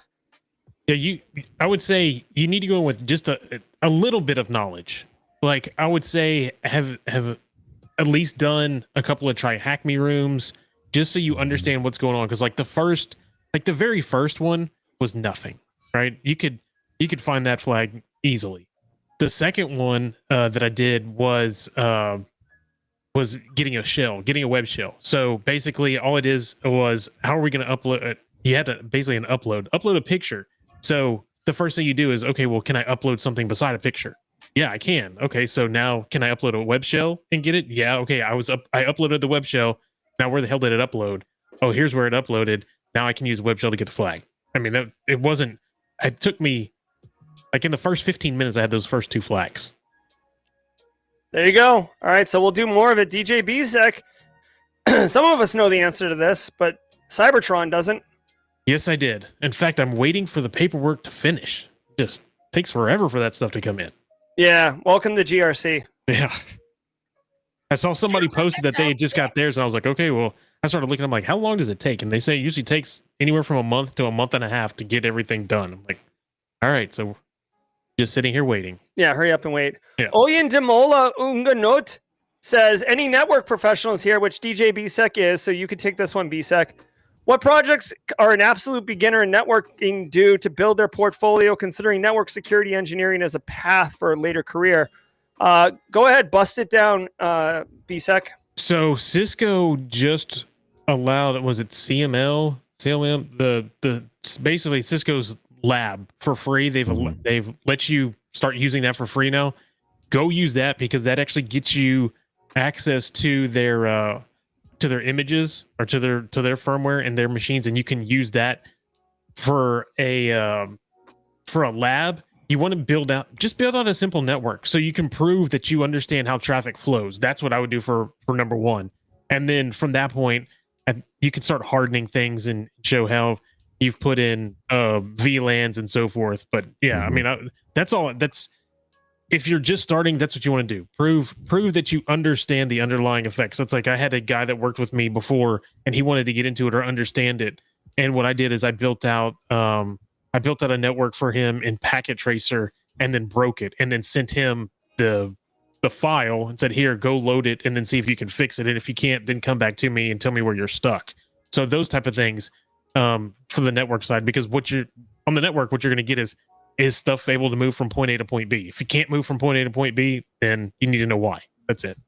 Justin's over here getting PTSD, the broken packet tracers, having to fix the networks. No, that's a really good exercise, actually. I wonder if it would be something that maybe you could start a little GitHub page for like broken packet tracer things. Oh yeah, put them on there. Yeah, maybe. So I do want to share this really quickly with the community in Oyen Demola. This is that course that I actually just released that's free. It's the Career Launchpad. There's a whole bunch of stuff in it, but what I want to share with you guys specifically, again, this course is free. I'll drop a link in chat in a minute. But right here, this section right here, I actually show you how to download, build, and use Packet Tracer, which is a free tool from Cisco to build a network and start pushing packets around. So you heard BSEC mention Packet Tracer. He'd build one and then go fix it. Like if you don't even know what Packet Tracer is or how to use it, literally this section right here will show you how to do that. So I just want to share that with you, and I'll drop a link in chat to the Cyber Career Launchpad course. Let me do this really quickly. A link I just put in the private chat, that is for CML, which is Cisco's modeling. Basically, it's a modeling lab, and you can download it, use it for free, and that's the one that gives you all the stuff. Packet Tracer is 100% like, for lack of a better word, noob. Like, hey, here it goes, and it's going to show you videos. Like when you do it, it's going to say, "Oh, look, here's a packet, and it's moving along the line, and it made it to here, but the ping packet didn't come back, so you didn't get the response." Why didn't you get a response? So that I think what you've got right there, Jerry, up is more along the lines of what you'd see on a daily basis, where you can actually get into the nitty gritty of the back end of and actually get into the iOS. Yeah. Did you mention GNS3? No, I didn't say anything about GNS. So you can use GNS3. A lot of times when I talk about GNS3, people are like, okay, well, where do I get the images? You have to actually have a machine to get the image to use for GNS3. GNS3 is a hog, though, when it comes to taking memory and so forth on machines. So you need to have a decent sized machine. But GNS3 is amazing because you can basically build out. To be completely honest, I took the network that I currently run and built that in GNS3. That way, I use that as my lab. So if I'm going to change something, then I could go change something in GNS3. Does it work? Did it finish? Yes, no. What broke? What didn't break? And then I could basically copy that whole configuration, put it in place, and know that it's going to work. All right, love it. Thank you, Lazaro, our very own. I got to tell you what. There's a lot of Simply Cyber community members. For some reason, Lazaro Rivera has a special place in my heart. We watched him come into the community, watched him skill up and network, and then watched him get a job, and then watched him celebrate his anniversary and stuff. So $5 super chat. We just become best friends. Yep. Thank you so much. You do so much for us, Dr. Auger. Hoping you can enjoy the upcoming holidays. Thank you again to you and to the community for guidance. Thank you very much. Love it. Thank you, Lazaro, and super pumped for you, dude. Great 2024. You're crushing it. On to 2025. Love it. All right. What's with the hat today? So Senfless, spoiler alert. Okay, this is a tell for everybody. And I think BSEC vibes with me on this one. If you ever see me wear a hat on stream, it means because I haven't showered. I just woke up. I'm a hot mess express. That's basically what it is. It's like, look at this. Look at what's going on here. This is a nightmare. You don't want any of this on stream, okay? Yeah. So this is what's up. And by the way, just a quick shout out to the Midnight. Awesome, love it. This was a gift from Mrs. Auger last Christmas. Love it. All right, so that's what's up with the hat. So I don't know. Hey, let me ask in chat. Let's do a quick poll. I guess how would we say this? Is a baseball hat your secret weapon? Your go-to? Yeah. Just woke up? Or all right, hold on. Don't feel like getting presentable? Baseball hat go-to? I feel like a baseball hat's it's a little cheat code. FedEx is saying, well, I mean, baseball hat, he's still in his PJs. Yeah, well, we some of us have to come on stream. Looks cool, that works. LOL. Thank you so much. Like, dude, like seriously, not to get TMI, but like I don't even have a shirt on under this. I'm wearing the pants I wore to bed. Like I look like I kind of look like a mess right now, actually. Hot Mess Express. I am a hot mess express. FedEx wondering if we haven't showered. No, I put a hat on because everybody else had one. I've showered. Yeah. We're good. I shower. What's a shower? I didn't have the benefit of a shower this morning. I had to get to work like ASAP.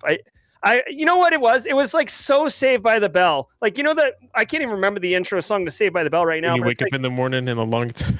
Yeah, you wake up in the morning and alarm clock's ringing and you miss the bus or whatever and you got to get to school on time. That was me this morning. Yeah, and then you had to take your trash out. Yeah. So that brings up the question: Are you a night shower or a morning shower? Oh yeah, morning shower all day, every day. So you go to bed dirty. So you sleep in filth. Yeah. Okay. Yeah. I usually night shower.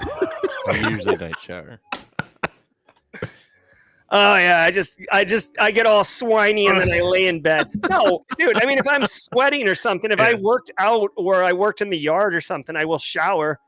But I will. Yeah. I'd always shower at night. I don't shower in the morning. I gotta shower in the morning. It's like one half of my coffee routine. Like I need it to get me going. Yeah, if you need to wake up, like if I'm like waking up and I'm just like, no, this is not the day, then I'll get in the shower so I can wake up. But oh my god, dude! So some days, like it's uncommon, but it's not impossible that I've taken 3 showers in a day because I'll like wake up and then I'll work out and then I'll shower and then whatever. It's Anita. It's called changing the sheets. So do you change the sheets every day? That sounds like you're running that washing machine a lot. No, we're not doing a daily sheet change. Dirty and sweaty for the bed is the best. All right. Hey, we got a question here from James Jr., ex-MMA. For someone that's doing boot camps and has their CompTIA Sec Plus, what are you looking for when hiring for entry level? I did the SOC lab. I did it, but really still don't understand it. I mean, for me personally, I want to know like yes, the things you're doing get you through the door. But I want to know like, what are some initiatives you've done? Like demonstrate proactivity. Do you understand how the bigger pieces work together? So like Sec Plus is a lot of memorization, but if you don't understand like what you're talking about, it's difficult to stand out as a candidate. So that's how I feel about that. You guys want to comment, Joseph? I had that same conversation yesterday with it was yesterday with Jesse. I was on Jesse's stream, Slay Security Plus, yesterday. We were talking about this, and he was talking about taking CISSP, and we were talking about Sec Plus to everybody, and that was one of the things is Sec Plus, not Sec Plus, but when you take CISSP, you have, and on Sec Plus, when you take them, you usually can throw away 2 answers right away, right? And then the other 2 answers are going to be decent. And what I explained is like on CISSP, it's completely like two answers are just trash, and then you've got 2 answers that are literally the same. So it's the answer that like those 2 questions could be the answer to it, or those 2 answers could be the answer to the question. That's where they get you in the sense of how can you apply it? And it's not just a memorization. How does this apply to whatever is being asked? So when it comes down to it, anybody can read a book, anybody can memorize something, but can you apply what you've learned? That's the big deal. And that's what you need to show to get the job, is that you can apply that, or you know how to apply that, not just that you know the wording in the first chapter of the book. Yeah.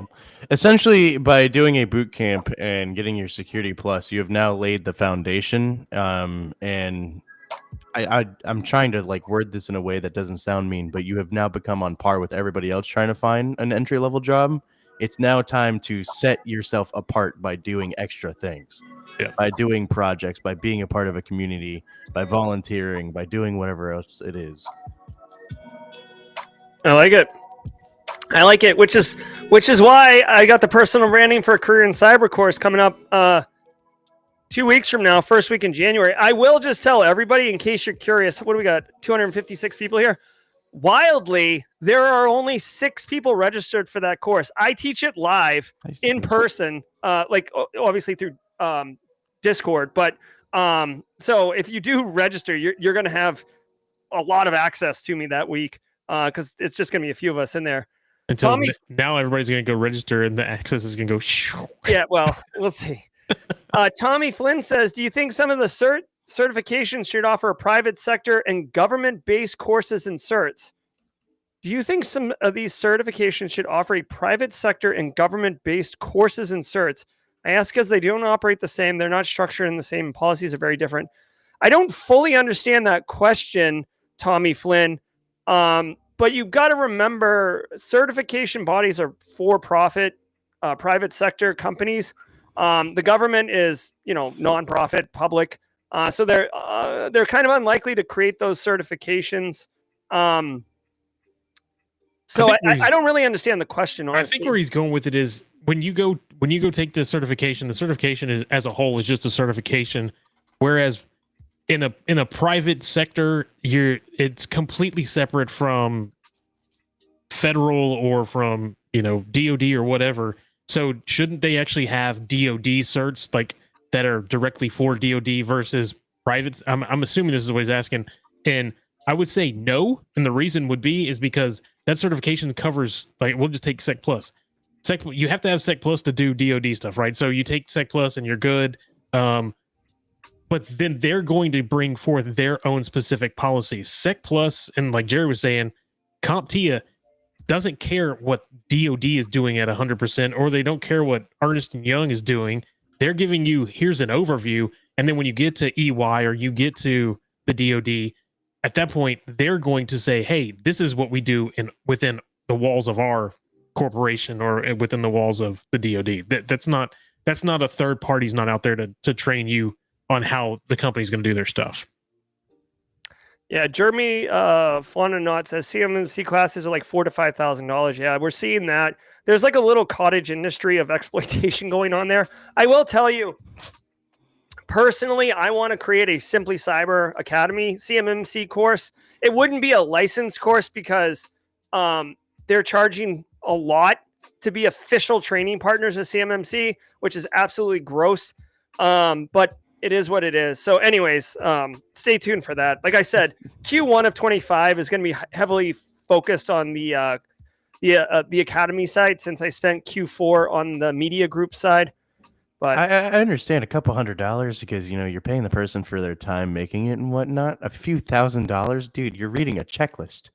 I mean, it's come on. No, dude, the $4,000 to $5,000 trainings, I'm telling you right now, just because I've been around forever, like, well, what that is that's designed for B2B for a company like Lockheed Martin or whatever to sign up 200 people and just send them and make it a checkbox. Like, we trained our whole staff. And then this company's charging $4,000 because if they charge 1,000 or 5,000, it doesn't matter to Lockheed Martin. They're just going to stroke a check. It doesn't matter. Yeah, it's a write-off. I was about to say they get to write this off at the end of the year. It's that expensive so they can pay a little less taxes. Well, and when you're talking about Lockheed or something, all they're doing is sending it back over to whoever they're working for. Yeah. Because Lockheed's a third. When it comes to stuff like that, Lockheed, Jacobs, all of them are third parties. Yeah. So that's what's up. And that's why they don't do like community streams and stuff like that, because they're not into that. They're into just straight cash, homie. Straight cash, homie. All right. All right. So what else? Take the classes and put it on your resume. Phil Stafford says ISO 27 government certs. Okay. Begin with 800 171 because CMMC is 171 with the additional process that's docs. true. That's all it is. Yeah. That would probably be like what my course is going to be, by the way. Just 171. Yeah. Like flipping F out for like pay $50 to see Jerry flip out for 40 hours. Yeah. Exactly. Oh my gosh. So what do we got? We got 9 more minutes here. I did promise my family that I would only work till 10:30 every day this week. No show on Christmas Day, OVS. There will be no show on New Year's Day, no show on Christmas Day. Everyone knows. Yeah. So it'll be New Year's Eve. We're all coming in. It's drinking in the morning. New Year's Eve. Everybody come with their whiskey. You can't be day drunk unless you start in the morning. All right. Oh my god. Enjoy that midday nap. Yeah. You mean pass out? Hold on, I got you, Joseph. Yeah, I was gonna say. Right. I sit on like the edge of my frame, so. No, I know. Joseph, how is streaming AOC going? So, and really quickly, for those who don't know, Casually Joseph launched his streaming career this month. DJ BSEC's been streaming on Twitch for years. I've been streaming on various platforms for years, but our very own Casually Joseph. Yeah, how's your experience, dude? It's been great. I don't know if anybody. I know BSEC was there for a few moments in the beginning yesterday. I know. We had a couple people in chat last night, but I did a double feature because I was out Saturday, so I had to do day 21 and 22. I like sped through day 21, and I was feeling confident. I hit day 22. Yeah. And I'm like, yesterday. I was like, oh god, like it was like 10:30, 10:45. I've been going for like an hour and a half, hour 45 minutes, just like pure technical mumbo jumbo, and my brain's like, you need to stop. Like it was crazy yesterday. It was all the Kubernetes. Here's the one thing I will say about this year.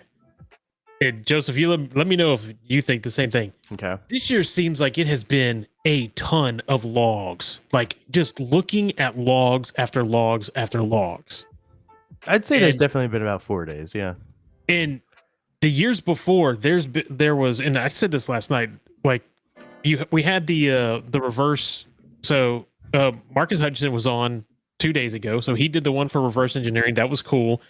We had the game room or the video game where we did video game, basically hacking a video game, which they had done in 2023. But to me, it seems like we've done a lot of stuff dealing with logs. Even when Josh Mason did his, his was basically logs, and we were looking at Active Directory and we're just staring through logs. So it's basically like, hey, let's go through logs and find a flag, as opposed to actually doing something. In the previous years, there's been a lot more activity, like where you're actually going through. We did smart contracts, so we did blockchain on one of them in 1 year. We did the video game. There's just, it seems like this year kind of, and maybe they're pushing more towards the blue team side, because it does seem like there's more blue purple stuff than red this year. Maybe that's because that's who they got to be able to do the stuff. I don't know, but it does seem like there's a lot more log based. This is the first year where I've definitely felt like blue was heavier than red. But I think they did it in a way that makes sense. Oh, dude, my camera battery's screaming at me. That's gonna be good. Bro, get an AC adapter. I am. You were the community member of the week. I know. I got a Stream Deck. That's what you told me to get. I got a Stream Deck. Yeah, that's a good move. Yeah. But anyways, it's definitely been more log heavy. I'm fine with that because that's kind of what I just like. But I every year prior felt like they gave like blue team 2 days and then that was it. So That's what I said. It seems like it's more blue team heavy this year. Even yesterday, instead of like standing up Kubernetes or doing something to find the back end, or basically all you're doing was looking through trash logs yesterday. That's what the problem was yesterday. It was so bad. In fact, I want to go redo yesterday's and see if I can't write a line that will give me a decent printout of those logs, because those logs were just trash to look through. Like if we could actually set up CAD into something and grep, and then actually have the logs print out directly, there's a lot to it. Shout out to Coffee Man. Did we just become best friends? Yep. Super chat, giving us a pair character with a thumbs up. Also, first timer. Welcome to the party. Thank you, Coffee Man. Also, want to say shout out to Wading Through Logs. Wade Wells in chat. Feeling left out, not being on the AOC train. You guys mentioned blue heavier than red. I think we're all missing the obvious elephant in the room. GRC got its day in the sun. Woo! GRC Mafia, let's go. What day was that? I think it took out the red team. That's what happened. That's so right. You're saying GRC became so cool that it took out the red team. That's right. You know, they're going to make an action movie like Tom Cruise Mission Impossible 12. He's doing like a compliance audit. He's like, oh, yeah, this is good. Yeah, let's not go that far. I know. Brexy screaming KQL. I think DJ BSEC, you have like kind of a low-key love affair with KQL, don't you? So there's two different ones, right? Yeah. There's KQL for Custo query. So that's Azure, and then there's KQL for Kibana query language. So I use Custo. I'm because I do a lot with the Azure backend. So the Custo stuff, yeah, I do a lot with that. There we go. And I think, that's actually a very easy language to understand, just like the other, just like not Custo, but Kibana is as well. Yeah. I know Wade and I were talking about this Friday, and he kind of like wagged his finger at me, telling me I was wrong. They're all pretty much the same. Yeah. Yes, they do parse information different depending on how it's aggregated and blah blah blah. But you can write the same language, and it all kind of works the same. All right. So either Casually Joseph is having the Dunning-Kruger effect, or Wading Through Logs has reached that level of age where he's like, in my day. No. I definitely think it's Dunning-Kruger. Like, I'm just not doing enough with it. I'm not doing enough with it for it to matter. Where he's like a master. So I'm messing with you. Yeah. Wading Through Logs is good stuff. Let's see. What other questions we got? Marcus Kyler's phone's about to die. Take it easy, Marcus Kyler. Go find a charger. Marcus Kyler and Casually Joseph need to go in on AC adapters. Get those hooked up. Yeah. All right. We are at 9:58. Let's talk for a hot minute. AOC is continuing to go on. So we did !AOC in chat, but Casually Joseph, tell the community when you're streaming today for AOC. 5 p.m. Eastern. 5 p.m. Eastern. I always get on. Wait, see here. There he is in chat.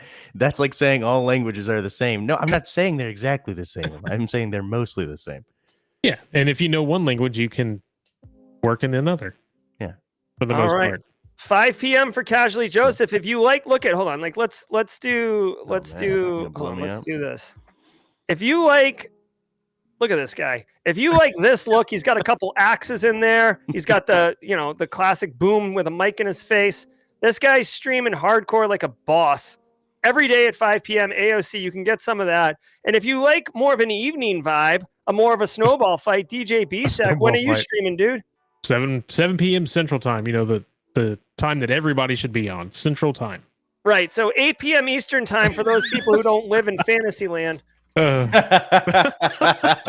ahead and scoop up that. All right. It's been great, guys. Again, shout out to all of you for being here. Shout out to the mod team for carrying the water bucket while I got my crap together. I look forward to brushing my teeth later, like very, very soon. And for those of you who are just seeing me and not actually smelling my breath or smelling my body, you are definitely in good company. I'm Jerry from Simply Cyber. He's Casually Joseph. He's DJ B-Sec. Behind the glass, we got all sorts of the mod team like Chris Whitlock, Kimberly Can Fix It, Jenny Housley, Justin Gold, Jay Crypto, J Mod, and others. Guys, we'll be back tomorrow at 8 a.m. Eastern Time. But again, check out Casually Joseph's stream on 5 p.m. on YouTube and DJ B-Sec at 8 p.m. Eastern, 7 Central for AOC. Community, good times. A lot of Simply Cyber community people up in there. If you're interested in the personal branding for a career in cyberclass, Mildred, I saw you put the question multiple times. I did tag you. I did pin the comment in chat right now so you can get it if you want. Guys, I'm Jerry. Until next time, Merry Christmas, Happy Holidays, and stay secure.